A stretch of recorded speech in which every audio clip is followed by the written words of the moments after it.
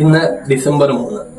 സമൂഹത്തില് ഒത്തിരിയേറെ വെല്ലുവിളികൾ നേരിടുകയും എന്നാൽ അതെല്ലാം അവരുടെ തന്നെയായിട്ടുള്ള സൂപ്പർ പവറുകൾ ഉപയോഗിച്ചിട്ട് അതിനെല്ലാം അതിജീവിക്കുന്നവരുടെ ദിവസം December 3 international person with disability day.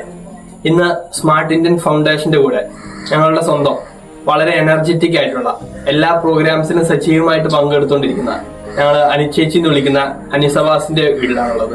നമുക്ക് അനിച്ചേച്ചിനെ പരിചയപ്പെടാം. ഹായ്, ഞാൻ അനു സെബാസ്റ്റ്യൻ. വീട് നെടുവന്നൂര്. വീട്ടില് ഡാഡി ഉണ്ട്, മമ്മിയുണ്ട്, 4 സഹോദരങ്ങളാണ്. ഡിഗ്രി ഞാൻ BSW എടുത്ത്, അത് കഴിഞ്ഞിട്ട് ഇപ്പൊ MSW കൗൺസിലിംഗ് ചെയ്തിരിക്കാം.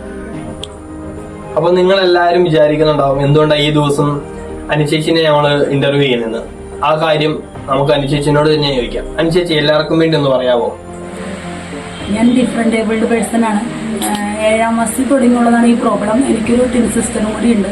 അവൾക്ക് കുഴപ്പമൊന്നുമില്ല. എനിക്ക് ചെറുപ്പം മുതലേ ഞങ്ങൾ നടന്നു തുടങ്ങിയപ്പോഴാണ് അറിയണത്. അതുവരെ ഞങ്ങൾ രണ്ടുപേരും ഓക്കെ ആയിരുന്നു. ഞാൻ നടന്നു തുടങ്ങിയപ്പോഴാണ് നിൽക്കും, നടക്കില്ല, നിൽക്കണോടത്ത് തന്നെ നിൽക്കും. അപ്പോഴാണ് അറിഞ്ഞു തുടങ്ങി, അപ്പോഴാണ് ശ്രദ്ധിക്കപ്പെട്ടെ.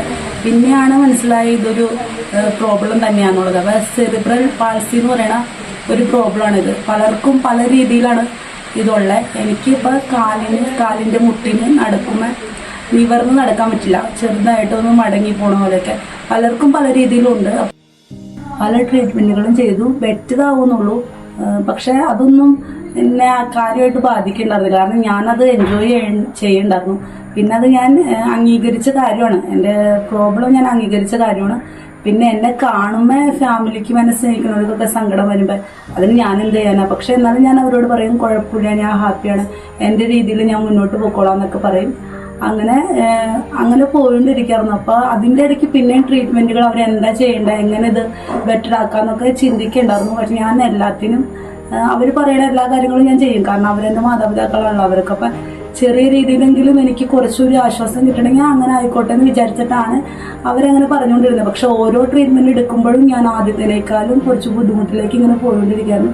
ലാസ്റ്റ് അത് മനസ്സിലാക്കി കഴിഞ്ഞപ്പോൾ ഞാൻ പറഞ്ഞു, ഇനി ട്രീറ്റ്മെൻ്റ് ഒന്നും വേണ്ട, എങ്ങനെയായാലും കുഴപ്പമില്ല, ഞാൻ ഹാപ്പിയാണ്, എനിക്ക് വിഷയമില്ല. കാരണം ഓരോ തവണ ട്രീറ്റ്മെൻറ്റ് എടുക്കുമ്പോഴും എൻ്റെ അവസ്ഥ ഭയങ്കര ബുദ്ധിമുട്ടി. കാരണം എനിക്ക് ആദ്യം നടക്കണേനേക്കാളും ഒട്ടും തന്നെ നടക്കാൻ പറ്റാത്ത അവസ്ഥയൊക്കെ ആവാണ്. അപ്പം ഞാൻ പറഞ്ഞു കുഴപ്പമില്ല, ഇത് ഞാൻ വിഷയമില്ല, എനിക്കിത് വിഷമമൊന്നുമില്ല, ഞാൻ ഇങ്ങനെ ആയാലും എനിക്ക് വിഷയമില്ല, ഞാൻ ഹാപ്പിയാണെന്ന് പറഞ്ഞിട്ട് തുടർന്ന് ഞാൻ എൻ്റെ സന്തോഷങ്ങളും എൻ്റെ പഠനങ്ങളും എൻ്റെ ഇഷ്ടങ്ങളും ഒക്കെ ആയിട്ട് ഇങ്ങനെ മുന്നോട്ട് പോവാണ്. അപ്പം ചേച്ചി പറഞ്ഞിട്ടുണ്ടായിരുന്നല്ലോ മാസ്റ്റേഴ്സ് ഒക്കെ കഴിഞ്ഞു എന്നൊക്കെ.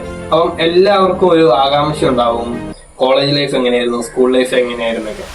ആ കാര്യങ്ങളൊക്കെ നമ്മളോടൊന്ന് പറയാമോ? ചെറുപ്പം മുതലേ വീടിൻ്റെ അടുത്തുള്ള ഒരു സ്കൂളിലാണ്, അതായത് നമ്മുടെ പള്ളിയുടെ അടുത്തുള്ള ഒരു സ്കൂളിലാണ് പഠിച്ചത്, 1 മുതൽ 4 വരെ. അതിനുശേഷം 5 മുതൽ 7ാം ക്ലാസ് വരെ ആലുവ ഒരു ഹോളി ഗോസ്റ്റിൽ പഠിച്ചു. ദെൻ അങ്ങനെയൊക്കെയോ പഠിത്തം +2 വരെ എത്തി. അത് കഴിഞ്ഞിട്ട് പിന്നെ എനിക്ക് കുറച്ച് ട്രീറ്റ്മെൻറ്റുകളും കൂടി ബാക്കി ഉണ്ടായിരുന്നു. അപ്പം ഞാൻ ജസ്റ്റ് അതിൻ്റെ കാര്യത്തിൽ തിരക്കിലായതുകൊണ്ട് കുറച്ച് ലാഗ് വന്നു. കുറച്ച് ലാഗ് എന്ന് പറഞ്ഞാൽ ഒരു അത്യാവശ്യം ലാഗ് വന്നിട്ടുണ്ട്. അപ്പോഴൊന്നും ഞാൻ ഒന്നും ചെയ്യുന്നുണ്ടായിരുന്നില്ല. പക്ഷെ എനിക്ക് അപ്പോഴും നല്ല കോൺഫിഡൻസ് ഉണ്ടായിരുന്നു. അങ്ങനെ എനിക്ക് വിഷമമാണ്, ഞാനൊന്നും ചെയ്യണില്ല, അങ്ങനെയൊന്നും ഓർത്തില്ല. കുറച്ച് കാത്തിരിപ്പ് എല്ലാത്തിനും നല്ലതാണ്. അതുകൊണ്ട് തന്നെ ഞാൻ ഡിഗ്രി ചെയ്യാമെന്ന് വിചാരിച്ചു. അപ്പം ചെറുപ്പം മുതലേ ഡിഗ്രി മനസ്സിൽ കിടക്കുന്നുണ്ട്. കാരണം എല്ലാവരും +2 കഴിഞ്ഞിട്ട് ഡിഗ്രിക്ക് പോകും. അപ്പം എല്ലാവർക്കും സ്വയം നടന്നൊക്കെ പോകാൻ പറ്റും, എനിക്ക് അങ്ങനെ പറ്റില്ലല്ലോ. പക്ഷെ എന്നാലും എൻ്റെ ഉള്ളിലൊരു ഡിഗ്രി എന്ന് പറയുന്ന സ്വപ്നം കിടക്കണം.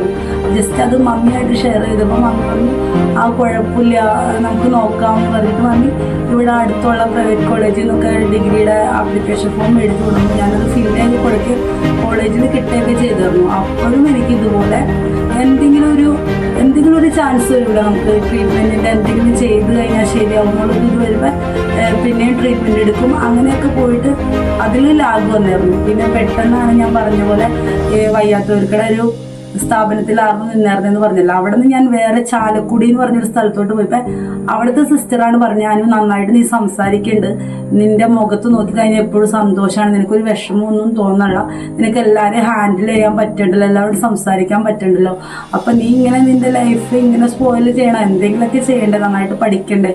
അപ്പം +2 കഴിഞ്ഞിട്ട് ഡിഗ്രി ഒന്നും എടുക്കാത്ത സ്ഥിതിക്ക് BSW എടുത്താലോ അനുന്ന് ചോദിച്ചു. അപ്പം ഞാൻ BSW എനിക്ക് കുറച്ച് റിസ്ക് ആയിരിക്കില്ല സിസ്റ്റർ, ഞാൻ എല്ലാവരെയും പോലെ ഇങ്ങനെ നടക്കണ ആളല്ലോ, എനിക്ക് വയ്യായ്ക ഉണ്ടല്ലോ. അതുപോലെ സിസ്റ്റർ കുഴപ്പമില്ല, അത് പ്രൈവറ്റ് ആയിട്ട് തന്നെ ചെയ്യണേ, അത് കുഴപ്പമില്ല, വീട്ടിൽ തന്നെ ഇരുന്ന് ചെയ്യാം, എക്സാം മാത്രം എഴുതാൻ പോയാൽ മതി, പിന്നെ അസൈൻമെന്റ് കോളേജിൽ കൊണ്ടുപോയി വെക്കണം, അങ്ങനെയൊക്കെ പറഞ്ഞു. അപ്പം ഞാൻ ഇത് കുറച്ച് റിസ്ക് ആണെന്ന് എനിക്കറിയാം. എന്നാലും സിസ്റ്റർ പറഞ്ഞത് കേട്ടിട്ട് ഞാൻ BSW ഒന്ന് ട്രൈ ചെയ്താലോ എന്ന് വിചാരിച്ചു. അങ്ങനെ BSW എടുക്കാമെന്ന് വിചാരിച്ചപ്പോൾ അവിടെ കോളേജിൽ ചെന്ന് ചോദിച്ചു. ഇപ്പം അങ്കമാലി ഡീപോളിലാണ് BSW ചെയ്തത്. അപ്പം അവിടുത്തെ മിസ്സും എന്നോട് ചോദിച്ചു BSW എടുക്കാൻ കാരണം എന്താ ചോദിച്ചു. അപ്പോഴെനിക്ക് പെട്ടെന്ന് പറയാനൊക്കെ ആൻസർ കിട്ടിയില്ല. പക്ഷെ ദൈവത്തിൻ്റെ അനുഗ്രഹം അപ്പം തന്നെ മനസ്സിൽ തോന്നി, മിസ് എല്ലാവരും റിസ്ക് എടുക്കാണല്ലോ, അപ്പം എനിക്ക് വയ്യാത്തതായതുകൊണ്ട് ഞാനും ഒരു റിസ്ക് എടുത്തേക്കാന്ന് വിചാരിച്ചു. ആൻസറിൽ മിസ് പറഞ്ഞു ഓക്കെ എന്നാൽ കുഴപ്പമില്ല, മോന് കോൺഫിഡൻസ് ഉണ്ടെങ്കിൽ ചെയ്തോളാം പറഞ്ഞു. അങ്ങനെ എനിക്ക് ആ കോളേജിൽ നിന്ന് മിസ്സിൻ്റെ മാത്രമല്ല എല്ലാവരുടെയും സപ്പോർട്ട് കിട്ടി. കാരണം എല്ലാവരും ഇപ്പം BSW എന്ന് പറഞ്ഞ കോഴ്സ് എന്ന് വെച്ചാൽ ഡിഗ്രി കോഴ്സാണ്. നമ്മൾ പ്രാക്ടിക്കൽ വർക്കുകൾ ഒരുപാട് ചെയ്യേണ്ടി വരും. അപ്പോൾ നമുക്ക് സപ്പോർട്ട് വേണം, ഫ്രണ്ട്സ് വേണം, എല്ലാം വേണം. എന്നെ സംബന്ധിച്ച് എനിക്ക് ഫ്രണ്ട്സ് ഇല്ലാണ്ടോ സപ്പോർട്ട് ഇല്ലാണ്ടോ ഒന്നുമല്ല. പക്ഷെ ഇങ്ങനെ ഫീൽഡ് വർക്ക് ചെയ്യാൻ പോകുമ്പോൾ എനിക്ക് എല്ലാവരുടെയും കൂടെ പോകാൻ പറ്റില്ല. അതായത് യാത്ര ചെയ്യാനൊക്കെ കുറച്ച് ബുദ്ധിമുട്ടുള്ളത് കൊണ്ട് തന്നെ ഞാൻ മാക്സിമം ഞാൻ എല്ലാ കാര്യത്തിനും എൻ്റെ മമ്മിയും കൂടി കുറച്ച് ഫ്രീ ആയിട്ട് ഇരിക്കുമ്പോൾ ഞാൻ മമ്മീനോട് പറയും കോളേജിൽ പോയിട്ട് മിസ്സുമാരോട് സംസാരിക്കാം, അങ്ങനെ കാര്യങ്ങൾ ചെയ്യാൻ വിചാരിക്കും. അപ്പോൾ അങ്ങനെ റിസ്ക് എടുത്തു. അങ്ങനെ റിസ്ക് എടുത്തു കഴിഞ്ഞപ്പോൾ എക്സാം വന്നു. അപ്പം മൊത്തം ഇങ്ങനെ നമ്മൾ +2 കഴിഞ്ഞിട്ട് പെട്ടെന്ന് നമ്മൾ ഡിഗ്രിയിലേക്ക് പോകണല്ലേ. അപ്പം അതിൻ്റെ രീതിയിൽ എനിക്ക് നല്ല രീതിയിൽ ബുദ്ധിമുട്ടുകൾ വന്നായിരുന്നു. പക്ഷെ ഞാൻ എന്നാലും എങ്ങനെയെങ്കിലൊക്കെ പ്രാർത്ഥിക്കണ ആളാണ്, നന്നായിട്ട് പ്രാർത്ഥിക്കണ ആളാണ്. അപ്പം അതുകൊണ്ടൊക്കെ തന്നെ ഞാൻ ജസ്റ്റ് ഒന്ന് നോക്കും. ഇങ്ങനെ അതിൽ എക്സാമൊക്കെ വരുമ്പോൾ ഇങ്ങനെ കുത്തിയിരുന്ന് പഠിക്കണ ടൈപ്പ് ഒന്നല്ല, എന്നാലും എന്തെങ്കിലുമൊക്കെ നോക്കും, പോയി എഴുതും, അങ്ങനെയൊക്കെയാണ്. പക്ഷെ ഞാൻ വിചാരിച്ചു സപ്ലൈ ഒക്കെ അടിക്കുമെന്ന്.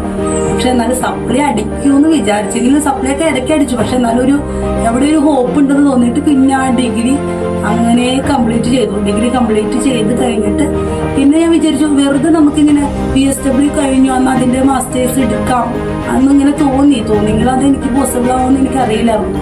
പക്ഷെ എന്നാലും ഞാൻ പ്രാർത്ഥനയിലും പിന്നെ എനിക്ക് MSW എന്ന് പറഞ്ഞൊരു ആഗ്രഹം എവിടെയോ കിടക്കുന്നുണ്ടാവും. അപ്പം ഞാൻ ജസ്റ്റ് MSW ചെയ്താലോ നോക്കിയിട്ട് അതിനുള്ള കാര്യങ്ങളൊക്കെ ചെയ്തപ്പോൾ ഈ MSW തന്നെ കുറേ ഉണ്ടല്ലോ, അപ്പം നമുക്ക് ഏതാ ചെയ്യാൻ പറ്റണേ എന്ന് അറിയില്ലായിരുന്നു. അപ്പോൾ ഫ്രണ്ട്സിനോടൊക്കെ ഇങ്ങനെ പറഞ്ഞു കഴിഞ്ഞപ്പോൾ MSW ജനറൽ ഉണ്ട്, അത് കുറച്ച് റിസ്ക് ആയിരിക്കും, പിന്നെ കൗൺസിലിങ്. എന്നെ സംബന്ധിച്ച് ഇങ്ങനെ വയ്യാത്ത ഒരാളായതുകൊണ്ട് കൗൺസിലിങ് പിന്നെ ഞാൻ നന്നായിട്ട് സംസാരിക്കണത് കൊണ്ടും എല്ലാവരും പറയും നിനക്ക് പെട്ടെന്ന് ഞങ്ങളെ മനസ്സിലാക്കാൻ പറ്റണ്ടല്ലോ, അതുകൊണ്ട് നീ കൗൺസിലിംഗ് എടുക്കണേ നല്ലതെന്ന് പറഞ്ഞ് അങ്ങനെ കൗൺസിലിംഗ് എടുത്തു. ഇപ്പം ഞാൻ MSW കൗൺസിലിംഗ് പൂർത്തിയാക്കിയിട്ട് ഇപ്പം എൻ്റെ ആ പഠനത്തിൻ്റെ ജേണി ഞാൻ അവസാനിപ്പിച്ചേക്കാണ്. എന്നാൽ പോലും അത് സാഹചര്യമാണ്, ഇനിയും പഠിച്ചുകൊണ്ടിരിക്കണമെന്ന് തന്നെയാണ് ആഗ്രഹം, നല്ല ആഗ്രഹമുണ്ട്. PhD എടുക്കണമെന്നാണ് ആഗ്രഹം. അതിൻ്റെ ഇടയ്ക്ക് തന്നെ PSCയുടെ എക്സാമുകൾ എഴുതുന്നുണ്ട്. 2 ഷോർട്ട് ലിസ്റ്റിൽ വന്നിട്ടുണ്ട്. പിന്നെ ഒരു എക്സാം കഴിഞ്ഞു, ഇനിയിപ്പോൾ ഡിസംബറിൽ 2 എക്സാം. അങ്ങനെ നിൽക്കണം എൻ്റെ പഠനത്തിൻ്റെ ജേണി. ചേച്ചി കുറെ അച്ചീവ്മെന്റ്സ് കൈവരിച്ചിട്ടുണ്ടല്ലോ. അപ്പോൾ ചേച്ചിക്ക് കിട്ടിയ സപ്പോർട്ട് എങ്ങനെയൊക്കെയായിരുന്നു അറിയാൻ നമുക്ക് കുറെ ആകാംക്ഷയുണ്ട്. അപ്പൊ എല്ലാവർക്കും വേണ്ടി ഒന്ന് പറയാമോ?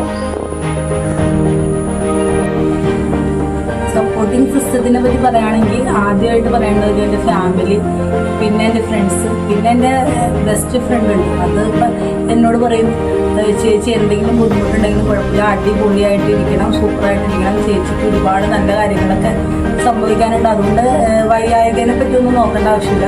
എല്ലാ കാര്യത്തിലും നമുക്ക് മാക്സിമം നമ്മുടെ ബെസ്റ്റ് കൊടുക്കാൻ എപ്പോഴും അവൻ പറയാറുണ്ട്.